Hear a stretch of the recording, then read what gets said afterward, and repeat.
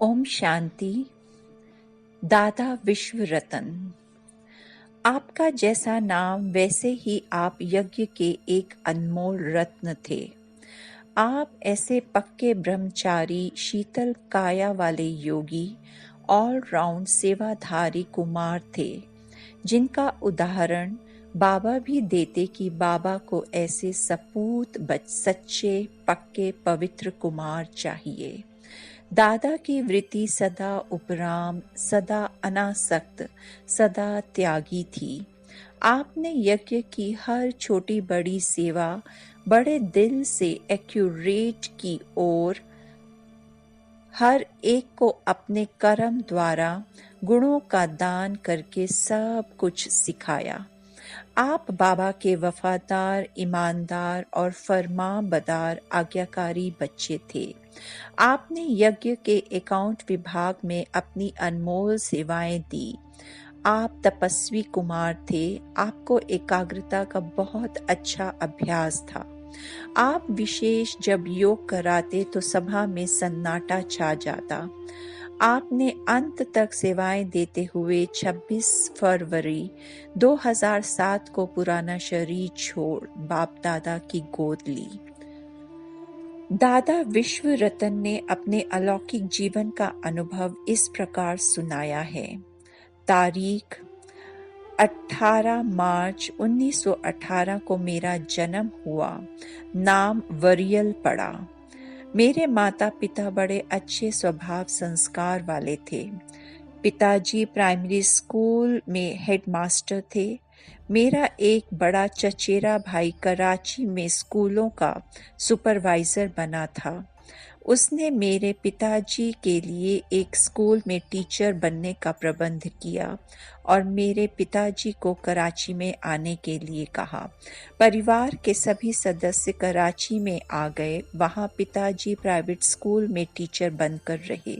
मैं उस समय मैट्रिक में पढ़ता था। ओम मंडली से संपर्क।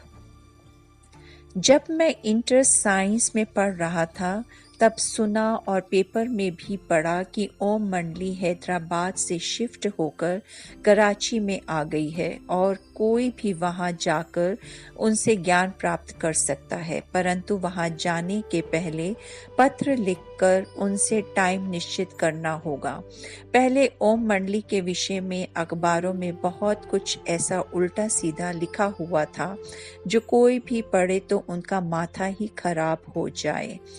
मैंने भी ऐसा अखबारों में पढ़ा था। मैंने सोचा कि हैदराबाद से कराची में आए हैं तो रूबरू जाकर देखूं कि ये कौन है, क्या है और क्या समझाते हैं।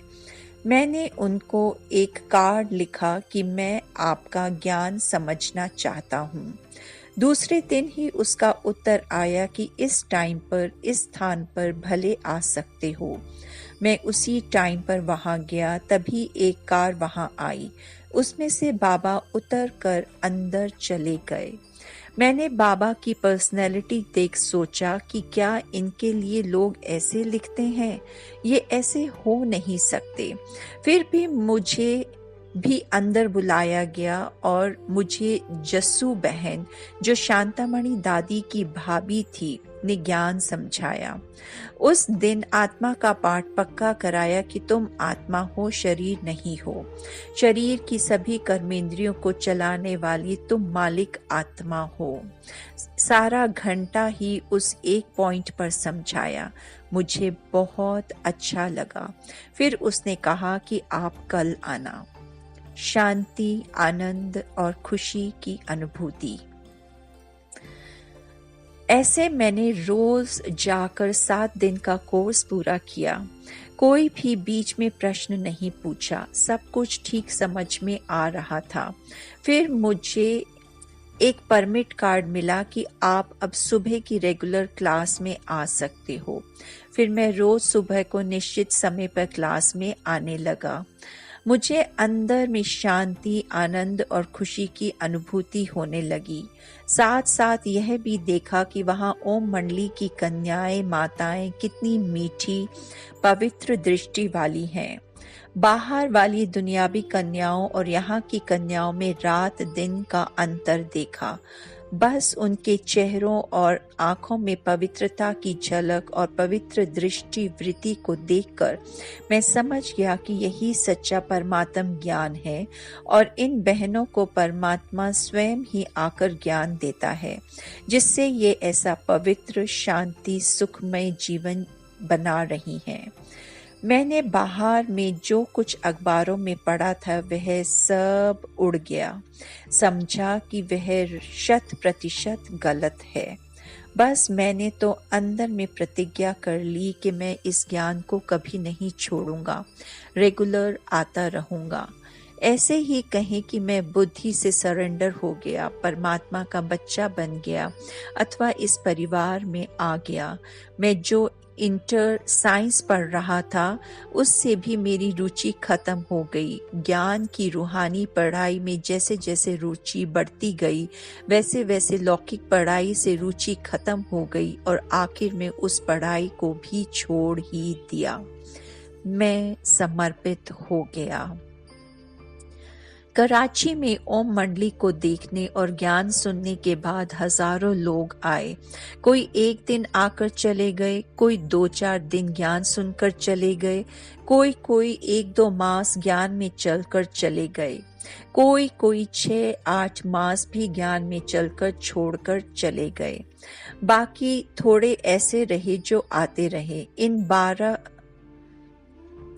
से आने वालों में से 3 भाई कृष्णा, विष्णा और वरियल मैं रोज ज्ञान सुनने के लिए क्लास में तो आते ही थे, लेकिन शाम को भी यज्ञ सेवा अर्थ ओम मंडली में जाते थे। बाबा की जो मुरली चलती थी उसमें से पॉइंट्स निकालते थे, फिर उनको अंग्रेजी में ट्रांसलेट करते थे, टाइप भी करते थे, लिथो भी करते थे, छोटी छोटी किताबें बनाते थे और बड़े बड़े लोगों, मंत्रियों आदि को देकर आते थे। ये हम त्रिमूर्ति भाइयों की ड्यूटी थी। धीरे धीरे एक मूर्ति निकल गई, बाकी 2 मूर्ति रही। एक दिन कृष्णा और मैंने सोचा कि अब हम दोनों अपने को पूर्ण रूप से समर्पित करके ओम मंडली में जाकर ही रहें अथवा इस ब्राह्मण परिवार में आ जाएं। यह बात हम दोनों ने मम्मा को जाकर बताई। मम्मा ने सारा समाचार पूछकर हमारी अर्जी को स्वीकार किया और आज्ञा दी कि आप बंगले में जाकर रहो। सन 1939 में क्रिसमस की छुट्टियों के वे दिन थे जब हम दोनों को अंदर रहने की छुट्टी मिली। मैं तन और मन सहित बाप दादा के पास समर्पित हो गया, अर्थात मरजीवा जन्म ले लिया और अंदर से प्रतिज्ञा कर ली कि बाप दादा हमको जैसे चलावें, जहां भेजें, जो भी सेवा देवें अथवा जो भी आज्ञा करें, अर्थात जो भी श्रीमत हो वह मैं पूर्ण रूप से पालन करूंगा। भिन्न भिन्न जिम्मेवारियां मिली। मम्मा की आज्ञा प्रमाण जिस बंगले में हम जाकर रहे वह बंगला क्लिफ्टन पर बाबा के बंगले के पास ही था। दोनों के बंगलों के बीच में सिर्फ 2-3 बंगले और थे। नजदीक होने के कारण बाबा से हमारा कनेक्शन अधिक होने लगा। घर से आकर ज्ञान सुनते हुए हम 1 वर्ष के दौरान बाबा को देखा था और बाबा की मुरली भी सुनी थी, लेकिन कभी भी बाबा के साथ बातचीत करने का अवसर नहीं मिला था। यहाँ बाबा के पास रहने के कारण और ड्रामा अनुसार कार्य व्यवहार के कारण बाबा से भी बातचीत शुरू हो गई।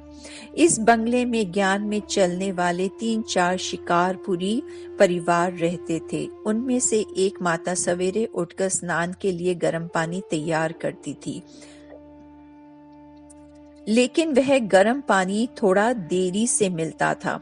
मैंने सोचा मैं तो जल्दी ही उठता हूँ तो क्यों नहीं यह गर्म पानी मैं ही तैयार कर लूं। मैंने उस माता को कहा, माता जी आप निश्चिंत रहें, गर्म पानी मैं तैयार कर दूंगा। फिर रोज मैं गर्म पानी तैयार करता रहा। इस बात का बाबा को मालूम पड़ गया। मुझे बाबा ने अपने बंगले पर बुलाया और पूछा, सवेरे कितने बजे उठते हो? मैंने कहा, बाबा 3:30 बजे उठता हूँ। बाबा ने पूछा, उस समय क्या करते हो? मैंने कहा, बाबा उस समय गर्म पानी करता हूँ और जिसको चाहिए उसको पानी पहुँचाकर भी आता हूँ। बाबा ने कहा, अच्छा, मैं एक ड्यूटी दे दूँ? मैंने कहा, हाँ बाबा, दे दीजिए। फिर बाबा ने कहा, तुम भले पहले गर्म पानी करना, फिर स्नान पानी करके सीनियर सिस्टर्स के बंगले में जाना। वहां से साइकिल पर 2 बड़े डब्बे ले जाना और सदर बाजार में जाकर 80 पाउंड मिल्क क्रीम खरीद करके सीनियर सिस्टर्स के बंगले पर पहुंचा देना। मैंने कहा, जी बाबा, ऐसा ही करूंगा। ऐसे ही रोज यह ड्यूटी करता रहा। बाबा मेरी रिपोर्ट रोज सीनियर सिस्टर से पूछता रहा कि यह बच्चा रोज आपके पास आता है तो ठीक टाइम पर आता है, ठीक टाइम पर मिल्क क्रीम लाता है, चीज अच्छी लाता है, ठीक दाम देकर आता है और इसका बहनों से बातचीत करने का ढंग, लेना देना कैसा है। बाबा को बड़ी बहनों की तरफ से इन सभी बातों की रिपोर्ट अच्छी मिली तो बाबा ने थोड़े दिनों के बाद मुझे फिर बुलाया, कहा, दूसरी ड्यूटी दे दूं? मैंने कहा, हाँ बाबा, दे दीजिए। बाबा ने कहा, वह मिल्क क्रीम बड़ी बहनों के बंगले में पहुंचाने के बाद फिर वहां से ही होल सेल सब्जी बाजार में जाना, वहां से सब्जियां खरीद करके लाना। मैंने कहा, हाँ बाबा, ले आऊंगा। हमारा बंगला बड़ी बहनों के बंगले से 2 मील दूर था। वहां से सदर बाजार और आगे 2 मील दूर था। होलसेल सब्जी मार्केट बड़ी सिस्टर्स के बंगले से दूसरी तरफ 4 मील दूर थी। वह दूसरी ड्यूटी भी आरंभ कर दी। एक ट्राई साइकिल थी। साइकिल की साइड में एक कैरियर था और उसका तीसरा पहिया था। उसमें 5-6 बोरियां भरकर सब्जियां मैं ले आता था। उसके बाद क्लास चालू हो जाता था। हमेशा कोशिश यही करता था कि क्लास में ठीक टाइम पर पहुंच जाऊं, लेकिन कभी-कभी सब्जियां ठीक नहीं होती थी तो कुछ समय अधिक लग जाता था। लेकिन कोशिश यही करता था कि चीज भी अच्छी से अच्छी लाऊं, क्योंकि शिव बाबा के बच्चे खाने वाले हैं और चीज सस्ती भी हो। तो सभी दूसरों दुकानों से अच्छी तरह भाव पूछकर अच्छी चीज लेता था। किसी दिन अच्छी चीज नहीं होती थी तो चुन चुन कर थोड़ी थोड़ी करके कई जगह से निकाल कर लेता था, तो उसमें थोड़ा समय अधिक लग जाता था और क्लास में 15-20 मिनट कब कब देरी से पहुंचता था। लेकिन मेरे दिल में सदा यह संकल्प रहता था कि मैं अगर बाबा का सपूत बच्चा हूँ, हर आज्ञा अथवा श्रीमत को पूर्ण रूप से पालन करता हूँ, तो क्लास में देरी से आने के कारण मैंने जो क्लास में ज्ञान की पॉइंट मिस की वह मिस नहीं हो सकती है। वह पॉइंट्स जरूर बाबा कभी ना कभी मेरी बुद्धि में भर देगा, क्योंकि मैं बाबा के आज्ञा अनुसार बाबा की ही अथवा यज्ञ की ही सेवा पर गया था। पुलिसमैन की ड्यूटी। 1 वर्ष इस तरह कार्य करते रहने के बाद मेरी ड्यूटी बदल गई। एंटी ओम मंडली वालों की अपोजिशन चलती थी, जिस कारण सोचा गया कि बाबा के बंगले पर कोई पुलिसमैन का पहरा होना चाहिए। भाऊ की विश्व किशोर, जिनका लौकिक नाम भेरूमल कृपलानी था, ने बाबा से पूछा कि किसको पुलिसमैन बनाएं, क्योंकि यह भी सोचा गया कि पुलिसमैन कोई बाहर वाला नहीं होना चाहिए। बाहर वाले हमारे खिलाफ हैं, इसलिए उन पर विश्वास नहीं रख सकते, अतः अपने ही किसी भाई को पुलिसमैन बनाया जाए। बाबा का मेरे में बहुत विश्वास हो गया था, जिस कारण भाऊ विश्व किशोर को कहा कि इसको साथ ले जाओ और पुलिसमैन रामोशी पुलिस बनाकर ले आओ। ऐसे मैं रामोशी पुलिसमैन बनकर बाबा के बंगले पर ड्यूटी देता रहा। गेट के सामने कंपाउंड में एक टेबल कुर्सी रख दी। वहां बैठकर लिटरेचर का कार्य मुरली में पॉइंट्स निकालना भी करता रहा और पहरे की ड्यूटी भी संभालता रहा। रहने का प्रबंध भी बाबा ने उस बंगले में ही मिला। गेट के सामने ही मोटर गैरेज थी, उसके ऊपर एक कमरा था, उसमें रहने लगा। एक बार क्या हुआ कि भोली दादी के पति ने केस किया था कि मेरी पत्नी अपनी छोटी बच्ची मीरा को साथ लेकर भगा कर यहाँ ओम मंडी में आई है। उसका वारंट बाबा के ऊपर निकलवाकर पुलिस इंस्पेक्टर साथ लेकर आ रहा था। बाबा को पता पड़ गया कि ये लोग हमारे बंगले पर आ रहे हैं, तो फौरन भाऊ विश्व किशोर को कोर्ट में भेजा कि जाकर वहां से स्टे ऑर्डर ले आओ। थोड़े ही समय में ये लोग पुलिस इंस्पेक्टर के साथ आ गए। मैं गेट पर खड़ा था। उन्होंने आकर मुझे वारंट दिखाया और कहा कि बाबा को कोर्ट में ले जाना है। मैंने उनको कहा कि आप यहाँ ठहरो, मैं ऊपर जाकर आपका मैसेज देकर आता हूँ। मैं ऊपर फर्स्ट फ्लोर पर जहाँ बाबा रहते थे गया और बाबा को सुनाया कि ये लोग वारंट लेकर आ गए हैं। बाबा ने कहा कि तुम युक्ति से उन्हों को ठहराओ जब तक विश्व किशोर आ जाए। मैंने नीचे आकर उन्हों को कहा कि बाबा जी तैयारी कर रहे हैं, थोड़ी देर में नीचे उतरेंगे। 15-20 मिनट के बाद पुलिस इंस्पेक्टर कहने लगा कि अभी तक बाबा जी नहीं उतरे हैं, हम कब तक यहाँ ऐसे ठहरेंगे। मैंने उनको कहा कि मैं जब ऊपर गया था तब भोजन खाने की तैयारी में थे, अब तो भोजन खा चुके होंगे, अब चलने की तैयारी करते होंगे, अब थोड़ी देर में आ जाएंगे। इस तरह से आधा घंटा ठहरा दिया। इतनी देर में भाऊ विश्व किशोर भी आ गए। जब भाऊ ने गेट पर इन सभी पुलिस वालों को देखा और पुलिस इंस्पेक्टर के हाथ में वारंट देखा तो स्टे ऑर्डर निकालकर उनके हाथ में दे दिया। वह स्टे ऑर्डर देखकर वे बेचारे हैरान हो गए। सभी का मुंह ही पीला पड़ गया। मेरी तरफ देखकर अंदर में गुस्से में आ रहे थे कि इसने हमको बहुत समय बाहर ही गेट पर ठहरा दिया। फिर तो वे सभी वापस चले गए। दूसरे दिन पेपर में समाचार आया कि कल पुलिस इंस्पेक्टर क्लिफ्टन पर गया था और बाबा जी यानी कि दादा लेखराज के लिए वारंट लेकर गया था।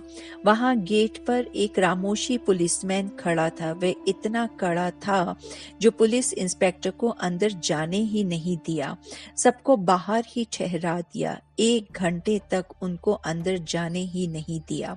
वह रामोशी पुलिसमैन इतना कड़ा था, बाद में सबको स्टे ऑर्डर दिखाकर रवाना कर दिया। इस प्रकार पहरे पर यह भी एक ही अनुभव हुआ, बाकी तो बिल्कुल शांति से ड्यूटी बजाता रहा। धीरे धीरे एंटी ओम मंडली के सभी हंगामे आदि खत्म हो गए। फिर तो ये रामोशी पुलिस की ड्यूटी भी खत्म हो गई। बच्चों का टीचर बना। उसके बाद बाबा ने मुझे बच्चों का टीचर बनाकर उन्हों की संभाल के लिए रखा। बॉय भवन नाम का बंगला था जहां पर 6 वर्ष से 12 वर्ष की आयु के बच्चे रहते थे। वहां मैं और भगवान भाई दोनों बच्चों को संभालते थे। उन्हों को राज विद्या भी पढ़ाते थे और ज्ञान की पॉइंट्स भी सुनाते थे। बंगले के सामने एक बड़ा मैदान था, वहां उन बच्चों को शाम को क्रिकेट आदि का खेल कराते थे। कभी कभी उन्हों को पिकनिक स्पॉट पर घुमाने कर भी ले आते थे। ऐसे इन 20-25 बच्चों को संभालते रहे। यह ड्यूटी भी 1-1.5 वर्ष रही। धोबी घाट की ड्यूटी। उसके बाद मुझे धोबी घाट संभालने के लिए कहा गया। पहले तो एक कॉन्ट्रैक्टर था जो रोज कपड़े ले जाता था और धुलाई करके ले आता था, लेकिन फिर अपना ही धोबी घाट बनाने का विचार आया। कुंज भवन बड़ी बहनों का बंगला के थोड़ा पास बीच में एक दो बंगले छोड़कर एक बंगला था जिसका नाम गुलजार भवन रखा गया था। उसमें अपने ही कई भाई बहनें रहते थे। उसके कंपाउंड में यह धोबी घाट खोला था। मैं उस धोबी घाट का हेड बना। एक बड़ी टीन शीट की टंकी जो लगभग 8 फुट बाय 4 फुट की बनाई गई थी में पानी डालते थे। उसके नीचे लकड़ियां डालकर आग जलाता था। जब पानी खूब गर्म हो जाता था तब साबुन और सोडा डालकर उसमें मैले कपड़े डालकर एक मोटी लकड़ी से कपड़ों को अंदर दबा देता था। यह सब मैं अकेला ही रात को 7-8 बजे करता था। फिर सवेरे 4-5 बजे आकर गरम गरम कपड़े एक लकड़े से बाहर निकालता था। इस टंकी के पास ही 10 फीट व्यास की एक गोल टंकी बनाई थी जिसमें रोज सवेरे पानी भरते थे। इसके चारों ओर कपड़े सटने की 3-4 स्लैब्स बनाई हुई थी जिन पर मैं और 2-3 दूसरे भाई गरम गरम कपड़े सटते और धुलाई करते थे। बंगले के कंपाउंड में कपड़े सुखाने के लिए रस्सियां लगाई गई थी। उन रस्सियों पर 4-5 भाई कपड़े सुखाते थे। यह सारा कार्य हम लोग क्लास से पहले ही करते थे और बाद में स्नान आदि करके क्लास में जाते थे। दिन में फिर कपड़े प्रेस आदि का कार्य करते थे। मैं रहता भी उस गुलजार भवन में ही था। धोबी घाट का कार्य 1.5-2 वर्ष चलने के बाद एक पूरन नाम का धोबी था। उसने यह सारा कार्य अपने ऊपर उठा लिया। बाकी कपड़े प्रेस करने का कार्य हम लोग करते थे। थोड़े समय के बाद फिर कपड़े प्रेस करने का कार्य भी बाहर के लोगों ने ले लिया। मैं फिर अन्य कई कार्य की ड्यूटीज में लग गया। अव्यक्त नामों की सूची। कुंज भवन में जो बहनें रहती थी उनमें से कई बहनों को शिव बाबा सूक्ष्म वतन में खींचकर बुलाकर साक्षात्कार कराकर कई प्रकार के दृश्य दिखाते थे। कुछ बहनें तो रोज ही साक्षात्कार में चली जाती थी। एक बार एक बहन को शिव बाबा ने एक दृश्य में सभी ब्रह्मा कुमार कुमारियों के अव्यक्त नाम बताए। उस बहन को वहां सूक्ष्म वतन में एक बोर्ड दिखाई पड़ा जिस पर हर एक ब्रह्मा कुमार कुमारी के अव्यक्त नाम के सामने अव्यक्त नाम भी लिखे हुए थे। वहां अव्यक्त बाबा ने उस बहन को कहा कि आज से सभी ब्रह्मा कुमार कुमारियों को इन अव्यक्त नामों से ही बुलाया जाए।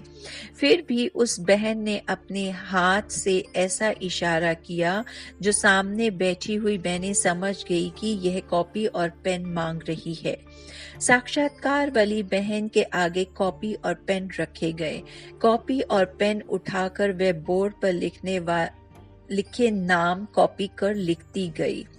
जब सभी व्यक्त अव्यक्त नाम लिखकर पूरे किए तब वापस इस साकार वतन में आ गई और आकर साकार ब्रह्मा बाबा को सूक्ष्म वतन का समाचार सुनाया और वे नाम भी दिखाए। फिर तो सभी व्यक्त और अव्यक्त नाम लिखकर बोर्ड पर लगाए गए और सभी ने अपने पास नोट करके भी रखे। उस दिन से लेकर सभी को अव्यक्त नाम से बुलाया जाता है।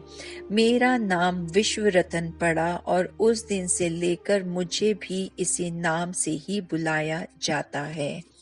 झाड़ और गोला बनाने की सेवा। हर रोज सवेरे को साकार ब्रह्मा बाबा कुंज भवन बड़ी बहनों का जो बंगला था में आकर मुरली चलाता था। हम सभी भाई बहनें जो अन्य बंगलों में रहते थे वे भी सभी वहां ही आकर बाबा की मुरली सुनते थे। एक दिन जब बाबा आकर संदली पर मुरली चलाने के लिए बैठे तो बैठते ही कहा कि आज मैं साकार ब्रह्मा बाबा सूक्ष्म वतन में गया था। वहां अव्यक्त बाबा ने मुझे एक बड़ा सुंदर झाड़ वृक्ष दिखाया जो मनुष्यों का झाड़ था। अव्यक्त बाबा ने साकार बाबा को ने कहा कि विश्व रतन को कहो कि इसकी डिजाइन बनावे। मैं क्लास में ही बैठा हुआ था। उसी समय ही साकार बाबा ने मेरे से पूछा कि कैसे बच्चों ये डिजाइन बनाएंगे। मैंने कहा हाँ बाबा। झाड़ के बारे में विचार मंथन। फिर साकार बाबा ने मम्मा को कहा कि मम्मा इस बच्चे से सभी ड्यूटीज छुड़वाकर अन्य बच्चों को बांट कर दे दो। आज से इसको यही कार्य करना है। यह मोस्ट इम्पोर्टेंट कार्य है। मम्मा ने भी कहा जी बाबा। मुरली पूरी होने के बाद मम्मा ने मुझको बुलाया। मेरे से सभी ड्यूटीज छुड़वाकर अन्य भाइयों को बांट कर दे दी और मुझे कुंज भवन में ही आउट हाउस का कमरा दे दिया कि यहाँ ही बैठकर ये कार्य करना है। साथ में टेबल, कुर्सी, पेंसिल आदि जो मुझे चाहिए था वह भी दे दिया गया। मैं भी सोचने लगा कि मुझे आज से यही कार्य करना है। बाबा ने पहले झाड़ का ज्ञान तो दिया ही था कि यह सृष्टि एक उल्टा झाड़ है जिसका बीज ऊपर में शिव बाबा है। उस बीज से यह देवी देवताओं का तना निकलता है। सतयुग त्रेता 2 युगों के बाद डाल डालियों के रूप में अन्य धर्म निकलते हैं। अब यह झाड़ जड़ी भूत अवस्था को पहुंच गया है। अब नया झाड़ स्थापन हो रहा है। यह ज्ञान तो बाबा ने पहले ही सुनाया हुआ था, बाकी उसकी डिजाइन बनानी थी। अब सोचने लगा कि इसे कैसे बनाऊं। पहले सोचा कि झाड़ में कोई डाल आगे होगी, कोई पीछे होगी, कोई टेढ़ी होगी और डाल के आगे पत्ते भी आएंगे। तो उस पर लिखत कैसे लिखेंगे कि वह किस धर्म की डाल है, क्योंकि यह झाड़ लोगों को समझाने के लिए बना रहे हैं। तो लिखत जरूर चाहिए कि यह डाल इस्लाम धर्म की, यह बौद्ध धर्म की, आदि आदि। यह सोचते सोचते आखिर में यही विचार आया कि सभी डालें दोनों तरफ सीधे ही बना देता हूँ। पत्ते डालों के सामने नहीं दिखाता हूँ, बल्कि डालों के ऊपर और नीचे बना देता हूँ। ऐसे विचार करके बनाना शुरू किया। एक सीधी लाइन लगाई, ये धरनी है। फिर ऊपर से नीचे धरनी तक 2 लाइनें लगाई, यह तना है। फिर उस तने के 4 बराबर भाग किए, ये 4 युग हैं। सतयुग और त्रेता के बाद द्वापर से इब्राहिम द्वारा इस्लाम धर्म की स्थापना होती है। तो तने के 2 भाग छोड़कर उसके बाईं ओर एक डाल निकाली। उसके बाद उस डाल की शाखाएं प्रशाखाएं भी दिखाई। उस डाल पर लिख दिया इब्राहिम का इस्लाम धर्म। अब सोचा कि दूसरी डाल दाई और निकालनी चाहिए। अगर दूसरा डाल भी बाईं ओर ही निकालता हूं तो बैलेंस नहीं रहेगा, झाड़ ही गिर जाएगा। इसलिए दूसरी डाल दाईं ओर होनी चाहिए। और यह भी सोचा कि बौद्ध धर्म इस्लाम धर्म के 250 वर्ष के बाद में स्थापन होता है, तो बौद्ध धर्म की डाल थोड़ी ऊपर करके बनानी चाहिए। ऐसे ऐसे अंदर विचार आते रहे। ऐसे विचार करके दूसरी डाल दाई और निकाली और उस पर लिख दिया बुद्ध द्वारा बौद्ध धर्म। अब सोचने लगा कि लेफ्ट अर्थात वेस्ट और राइट अर्थात ईस्ट, लेफ्ट अर्थात वेस्ट और राइट अर्थात ईस्ट। इसके बाद नंबर है क्राइस्ट का, वह वेस्ट में है। तो लेफ्ट साइड में डाल निकालकर उस पर लिखा क्राइस्ट का क्रिश्चियन।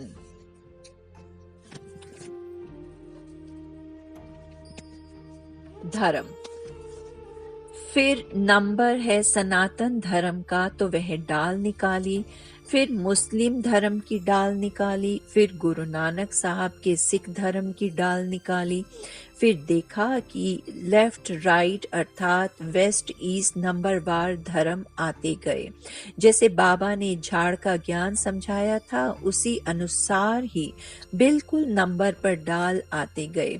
फिर छोटी छोटी डालियां आदि निकाली, फिर बाहर से एक गोल लाइन लगाई, उसके बीच में डालों के आसपास पत्ते निकाले तो देखा धरनी में इतना ऊंचा मोटा सा अच्छा झाड़ दिखाई पड़ रहा था। वह पेंसिल से बनाया हुआ झाड़ ही बाबा के पास ले आया और बाबा को सुनाया कि बाबा ऐसे बनाया है, डाल के आगे पत्ते नहीं बनाए हैं क्योंकि लिखत भी लिखनी है और डाल भी ऐसे ही सीधे बनाए हैं। बाबा ने कहा बिल्कुल ही ठीक है, यह तो समझाने के लिए है, ऐसे ही होना चाहिए। अब इस पर बाबा का मंथन चलने लगा, बुद्धि बाबा की, अंगुली मेरी चलने लगी।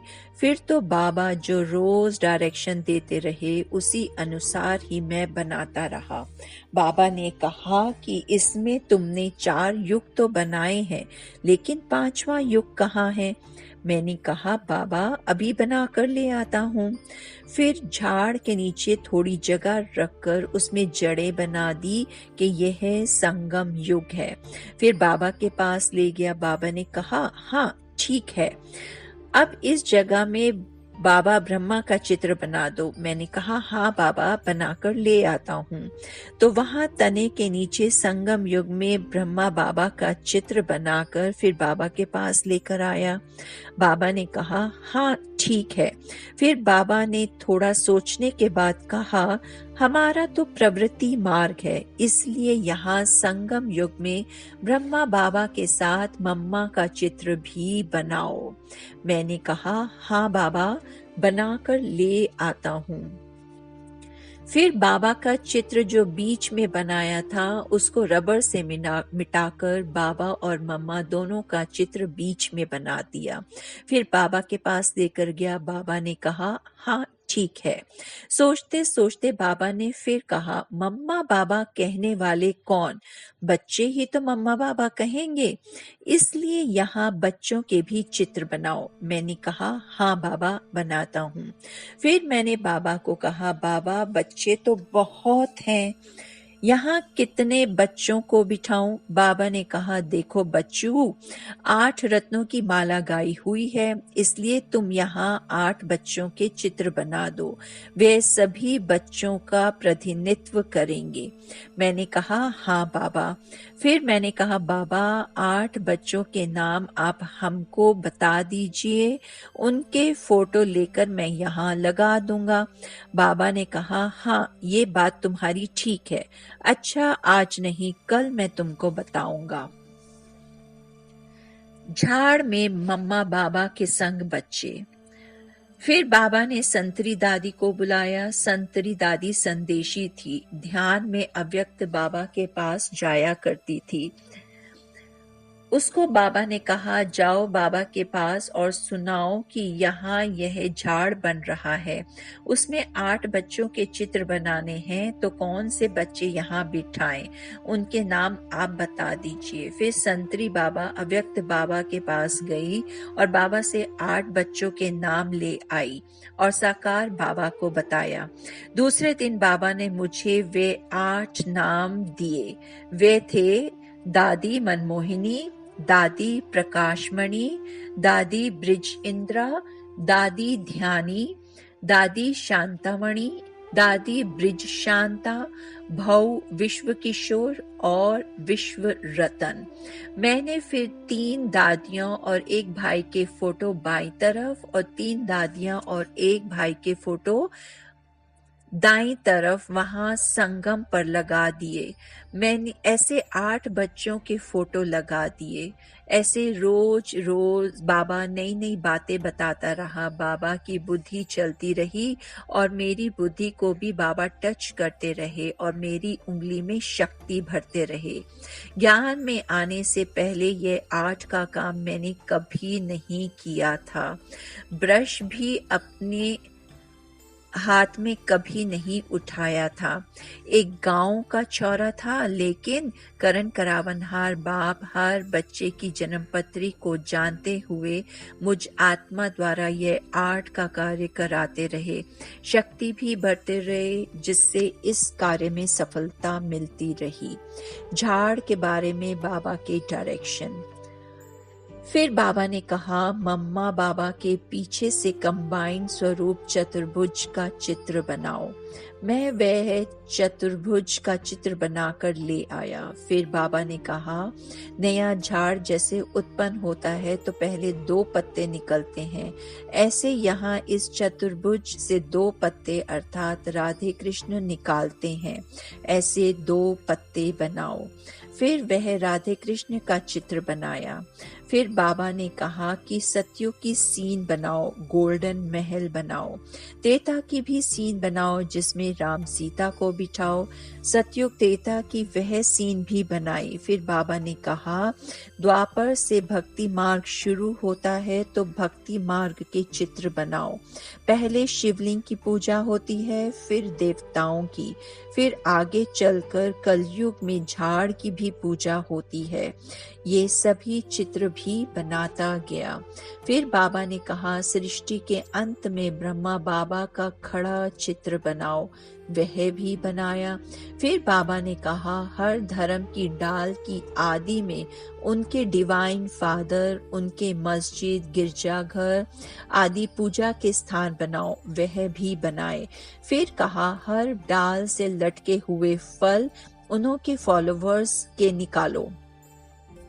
वह भी जिस जिस धर्म की डाल थी, उन्हों के ऐसे ऐसे फॉलोवर्स मनुष्य के रूप में के चित्र फल के रूप में लटकते हुए दिखाए। फिर बाबा ने कहा, कलयुग की छोटी डालियों में से भी एक डाली में गांधी का चित्र बनाओ, एक में जिन्ना का चित्र बनाओ। वह भी बनाए। फिर बाबा ने कहा, एटॉमिक वर्ल्ड वॉर का चित्र बनाओ और दोनों तरफ उन्हों को बिल्लों के रूप में दिखाओ, अर्थात 2 बिल्ले लड़ रहे हैं और माखन नई सृष्टि की राजाई कृष्ण के हाथ में दिखाओ। आत्माएं कैसे मच्छरों सदृश अपने घर मुक्ति धाम में जा रही है, वह भी दिखाओ। प्राकृतिक आपदाएं और गृह युद्ध आदि सब दिखाओ। तो ये सभी चित्र भी बनाए। वर्ल्ड वॉर में बिल्लों के रूप में एक तरफ रूजवेल्ट का चित्र बनाया और दूसरी तरफ स्टालिन का चित्र बनाया, क्योंकि उन दिनों में एक दूसरे के सामने यही थे। झाड़ के चित्र के दोनों तरफ इसकी समझाने की लिखत भी लिखी गई। ऐसे 1 मास तक झाड़ के चित्र में सुधार होता रहा। प्यारे बाबा मुझको डायरेक्शंस देते रहे और मैं उस अनुसार झाड़ का चित्र बनाता गया। मम्मा ने सब सुविधाएं प्रदान की। 1 मास के बाद बाबा ने कहा कि अब इस झाड़ में सारा ज्ञान समाया हुआ है। अब मुझे ऐसे बहुत चित्र चाहिए जो मैं सभी मंत्रियों को भेजूं, और ये मुझको जल्दी ही चाहिए। फिर जल्दी जल्दी में कह दिया कि बस मुझे 10 दिन के अंदर 1 दर्जन चित्र तैयार करके दे दो। मैंने कहा, हाँ बाबा, बना देंगे। मैं बाबा को कभी ना तो करता ही नहीं था। बाद में मैंने सोचा कि बाबा को मैंने हाँ की है तो 10 दिन के अंदर 12 झाड़ के चित्र तैयार करने ही हैं। लेकिन अंदर में यह भी सोच रहा था कि कैसे बनाऊं, क्या करूं, क्योंकि एक एक झाड़ का चित्र तैयार करने में कम से कम 4-5 दिन लग जाएंगे, तो 12 चित्र तैयार करने में तो बहुत दिन लग जाएंगे। लेकिन अंदर में दृढ़ संकल्प था कि तैयार करना ही है। यह दृढ़ संकल्प रखकर मैं मम्मा के पास गया और कहा, मम्मा, बाबा ने यह कार्य दिया है कि 10 दिन के अंदर 12 झाड़ के चित्र बना दो, जो मंत्रियों आदि को भेजेंगे। मम्मा ने कहा, हाँ भले बनाओ, तुमको इसके लिए क्या चाहिए? मैंने कहा, मम्मा मदद चाहिए। मम्मा ने कहा, मदद करने वाले भाई तो थोड़े ही हैं, वे सभी बाहर की खरीदारी आदि के कार्यों में बिजी हैं, वे तो तुमको मदद नहीं कर सकेंगे। बाकी यहाँ बहनें हैं, वे डिजाइन आदि का कुछ भी नहीं जानती हैं, वे तुमको कैसे मदद कर सकेंगी? मैंने कहा, मम्मा आप मुझको केवल 5-6 हैंड्स दे दीजिए, फिर मैं उनको डिजाइन बनाना सिखाऊंगा भी और उन्हों से कार्य भी कराऊंगा। फिर तो मम्मा ने 5-6 बहनों को बुलाया और उन्हों को कहा कि विश्व रतन को इस कार्य में मदद करो, जैसे वह कहें वैसे करते रहना। झाड़ डिपार्टमेंट बन गया। मम्मा ने एक बड़ा कमरा भी उसी कुंज भवन में दे दिया और बड़े 3-4 टेबल भी रखवा दिए। मैंने उन 3-4 टेबल के ऊपर की लकड़ी के पाटिये निकलवाने दिए और उनकी जगह मोटे शीशे रखवा दिए। उस पर 1-2 बने हुए चित्र रखे, उसके ऊपर डिजाइन पेपर रखा। नीचे से टेबल लैंप लगाकर लाइट ऑन कर दी तो ऊपर से पेपर पर वह डिजाइन दिखाई पड़ने लगा। इस प्रकार बहनों को ट्रेसिंग करना सिखाया। एक बहन को कहा कि ये जो सभी लाइंस हैं आप सिर्फ वे पेंसिल से लगाती जाओ। दूसरी बहन से कहा कि जो ये पत्ते दिखाई पड़ते हैं इन्हें आप हरी स्याही से भरते जाओ। ऐसे ऐसे सभी बहनों को कार्य दे दिए। बाकी जो चेहरे आदि थे वे मैं बनाता गया, फॉलोअर्स के फीचर्स भी मैं बनाता गया। ऐसे रोज 8-10 घंटा कार्य करते 10 दिन में 12 चित्र तैयार कर बाबा के हाथ में दे दिए। बाबा देखकर बड़े खुश हुए, मुझे इस पर शाबाशी दी। फिर तो बाबा ने कहा और भी चित्र बनाते जाओ। फिर मैंने अन्य बहनों को भी ये चित्र बनाना सिखा दिया। ऐसे ये 10-12 बहनों की झाड़ डिपार्टमेंट बन गया। चक्र के चित्र का डिजाइन। थोड़े ही समय के बाद बाबा ने क्लास में मुरली चलाते समय कहा, जैसे झाड़ में ये समझानी दी जाती है कि यह सृष्टि कैसे आदि से अंत तक चलती है, अर्थात सतयुग, त्रेता, द्वापर, कलयुग चलते हैं और फिर रिपीट होते हैं। ऐसे ही यह सारा ज्ञान चक्र के रूप में समझाना चाहिए।